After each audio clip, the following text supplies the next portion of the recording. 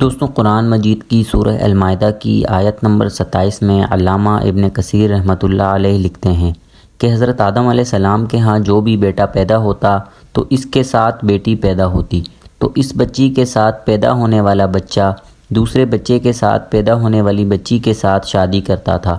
حافظ ابن کثیر مزید لکھتے ہیں کہ اللہ تعالیٰ نے حضرت آدم علیہ السلام کے لیے یہ جائز قرار دیا کہ وہ اپنی بیٹی اور بیٹے کی آپس میں شادی کر دیں، اس لیے کہ یہ اس وقت کے حالات اور انسانی نسل چلانے کے لیے حکمت تھی، لیکن ان کے ہاں ہر بار ایک بیٹی اور ایک بیٹا پیدا ہوتے۔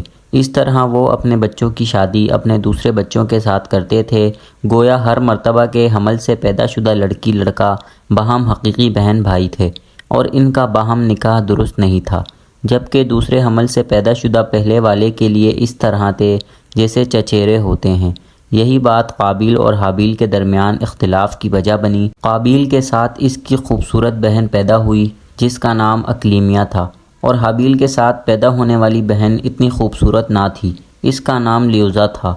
جب حضرت آدم علیہ السلام نے اکلیمیہ اور حابیل کا نکاح کرنا چاہا تو قابیل نے کہا، میں اپنی بہن کا زیادہ حقدار ہوں۔ حضرت آدم علیہ السلام نے قابیل کو حکم دیا تو اس نے حکم نہ مانا۔ حضرت آدم علیہ السلام نے اسے منع کیا تو وہ نہ رکا۔ قابیل شیطانی وسوسوں کا شکار تھا۔ شیطان نے اس کے ذہن میں یہ بات ڈال دی تھی کہ اس کی بہن اکلیمیہ زیادہ خوبصورت ہے، جس سے اس کی نسل بھی خوبصورت ہوگی، اس لیے قابیل نے حابیل کی بہن لیوزا سے شادی کرنے سے منع کر دیا۔ جیسے جیسے وقت گزرتا گیا، قابیل کا یہ مطالبہ زور پکڑتا گیا اور آخر اس کو اپنی ہی بہن سے عشق ہو گیا۔ اب تو قابیل مکمل طور پر شیطان کے شکنجے میں تھا، کیونکہ حضرت آدم علیہ السلام کی شریعت کے مطابق ایک حمل سے پیدا ہونے والے بہن بھائی کی شادی ممکن نہ تھی۔ حضرت حابیل انتہائی سعادت مند اور نیک سیرت تھے۔ انہی اوصاف حمیدہ کی بدولت حضرت آدم علیہ السلام کی تمام تر امیدوں کا مرکز حضرت حابیل بن چکے تھے۔ حضرت آدم علیہ السلام کو یقین تھا کہ ان کی نسل کو راہ راست پر لانے اور اللہ کے دین کو آگے بڑھانے میں حضرت حابیل ہی ان کی مدد کریں گے۔ چنانچہ یہی بنیادی وجوہات قابیل کے حسد کی وجہ بنتی چلی گئیں۔ قابیل حضرت آدم علیہ السلام کے بعد نبوت اور انسانوں کی بھاگ دوڑ کا صحرا اپنے سر لینے کا خواہش مند تھا، لیکن یہ حضرت حابیل کے ہوتے ہوئے ناممکن تھا۔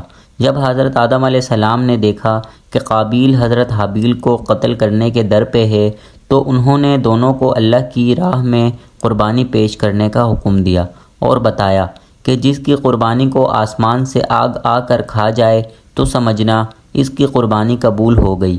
دونوں نے جب قربانی پیش کی تو اللہ نے حضرت حابیل کی قربانی کو قبول فرمایا، کیونکہ وہ حق پر تھے۔ قابیل کی قربانی سنبل کی لکڑیوں کا گھٹا تھا، کیونکہ وہ کھیتی باڑی کرتا تھا، اس نے اپنے کھیت سے گھٹیا مال چنا تھا، جبکہ حابیل نے مینڈھے کی قربانی دی کیونکہ وہ ریوڑ والے تھے۔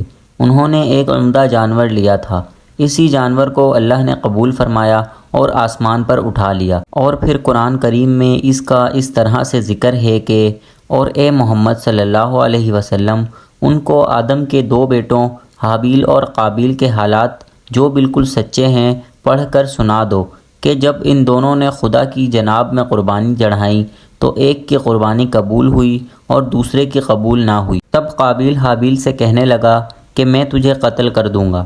اس نے کہا، خدا پرہیزگاروں کی ہی قربانی قبول فرماتا ہے۔ اس قربانی کی قبولیت کے بعد قابیل نے سوچا کہ اب جب سب کو پتہ چلے گا کہ حابیل کی قربانی قبول ہوئی تو کوئی بھی اس کی بات نہیں مانے گا، اس لیے اس نے حابیل کو قتل کر دیا۔ اب قابیل کو سمجھ نہیں آ رہا تھا کہ حابیل کی لاش کا کیا کرے۔ اسے ایک کوہ دکھائی دیا جو دوسرے کوے کے مردہ جسم کو زمین میں دفن کر رہا تھا۔ قابیل نے بھی حابیل کی لاش زمین میں دفن کر دی۔ قابیل اور اس کی اولاد نے ہی شیطان کے بہکاوے میں آ کر آتش پرستی اور بت پرستی شروع کر دی۔